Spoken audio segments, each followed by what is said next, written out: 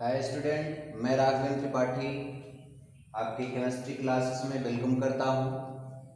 तो स्टूडेंट, आज हम डिस्कशन करने वाले हैं केमिस्ट्री के इंट्रोडक्शन के बारे में, जो आपके लिए बहुत ही महत्वपूर्ण है। सभी क्लास के स्टूडेंट के लिए बहुत ही महत्वपूर्ण है।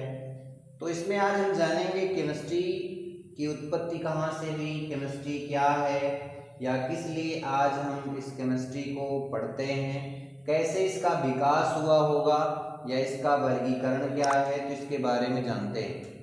तो साथियों, केमिस्ट्री मीन्स होता है रसायन या रसायन विज्ञान। तो इसकी उत्पत्ति कैसे हुई केमिस्ट्री की? तो केमिस्ट्री की उत्पत्ति जो हुई है एक शब्द से हुई। वो शब्द कुछ अलग नहीं है, वो कीमिया है। आपको पहले से भी पता है। और कीमिया शब्द जो है वो मिस्र की एक सभ्यता है। क्या है? मिस्र की एक सभ्यता है। क्योंकि आपको पता है मिस्र की कला सबसे ज्यादा विकसित थी। शुरुआत में ही कला के मामले में मिस्र सबसे आगे था। इसलिए इसकी उत्पत्ति जब वहां हुई तो यह इसको एक कला के रूप में जाना। यानी कि रसायन विज्ञान नहीं था पहले क्या था? रसायन कला का रूप दिया गया इनको। यानी बताया गया मिस्र की कला विकसित होने के नाते रसायन को एक कला के रूप में जाना गया, अर्थात रसायन कला के रूप में। परंतु आधुनिक युग में आज ही हम इसको क्या कहते हैं? रसायन विज्ञान कहते हैं। क्या कहते हैं? रसायन विज्ञान कहते हैं। लेकिन फिर आगे देख लेते हैं कि रसायन विज्ञान बिना किसी कारण से तो इसकी खोज हुई नहीं होगी। कोई न कोई कारण रहा होगा जो रसायन विज्ञान का विकास हुआ, उसकी खोज हुई। तो जी हाँ, बिल्कुल, जो इसकी खोज हुई वो दो मूल कारणों से हुई। पहला, दो मूल पदार्थों के निर्माण के लिए ही इनका विकास हो गया। उनमें से पहला निकल के आया पारस पत्थर। एक ऐसा पत्थर जो किसी भी धातु को छू दे तो क्या हो जाता है? वो सोना हो जाता है। लोग कहते हैं ना पारस पत्थर। पारस पत्थर मतलब कि एक ऐसा अमूल्य पत्थर जो किसी भी धातु को छू दे क्या हो जाएगा? स्वर्ण हो जाएगा। तो रसायन विज्ञान की उत्पत्ति का पहला कारण जो था पारस पत्थर की खोज करना। दूसरा कारण जो निकल के आया अमृत के निर्माण। यानी अमृत का निर्माण कैसे हो जाए, अमृत की प्राप्ति कैसे होगी। तो अमृत किस लिए महत्वपूर्ण है? आपको पता है कि अमृत जो होता है इसको पी लेने से व्यक्ति अमर हो जाता है। तो पहले के लोग सोच रहे थे कि अगर अमृत का विकास हो जाए तो सारे लोग पी लेंगे तो क्या हो जाएगा? अमृत प्रदान कर लेंगे, अर्थात वो कभी मरेंगे नहीं, अमर हो जाएंगे। फिर आगे देखते हैं रसायन विज्ञान की परिभाषा। तो सबकी परिभाषा अलग अलग होती है। आप अपने ढंग से परिभाषा को व्यवस्थित कर सकते हैं।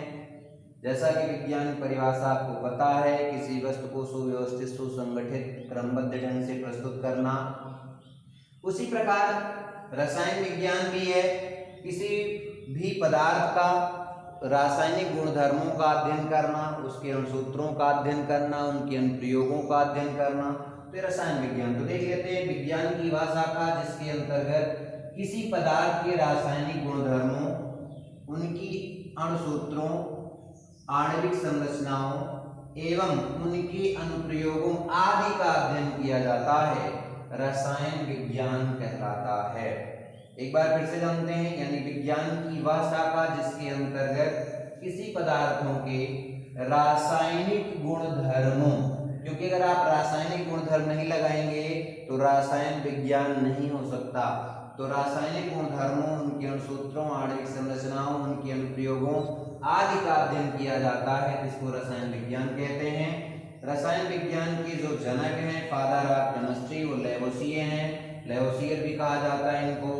और इन्हें क्यों फादर ऑफ केमिस्ट्री बोला जाता है? क्योंकि इन्होंने कार्बन की चतुष्फलकी संरचना के बारे में बताया। जैसे आप जानते हैं कार्बन की चतुष्फलकी संरचना, ये आप देख सकते हैं। आगे देखेंगे कार्बन की चतुस्संयोजकता, कार्बन की वैलेंसी 4 होती है। आगे पढ़ने को मिलेगा आपके टॉपिक में संयोजकता क्या होती है।